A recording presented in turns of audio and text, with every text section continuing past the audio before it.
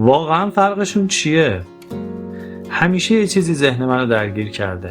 چرا یه آدم باهوش و باسواد و تحصیل کرده آخر ماه حساب بانکیش صفره، ولی یه نفر دیگه که نه دانشگاه رفته نه درس خونده ولی چند تا ماشین و خونه داره؟ اینجا وایبه و ما یه جور دیگه فکر میکنیم. سلام رفقا، حالتون چطوره؟ خوبین؟ با یه مطلب دیگه در خدمتتونم. امیدوارم که کلی بهتون بچسبه. واقعا فرق این دو نفر توی چیه؟ توی کتاب پدر بی پول پدر پولدار یه چیز مهم رو میگه فرقشون توی ذهنیتشونه، نه مدرکی که دارند و نه اندازه تلاششون.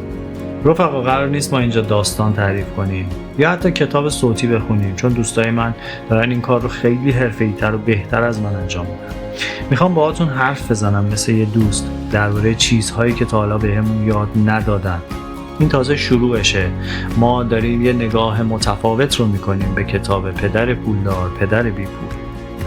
همونطوری که میدونی اینجا وایبه و خوش اومدی رفیق.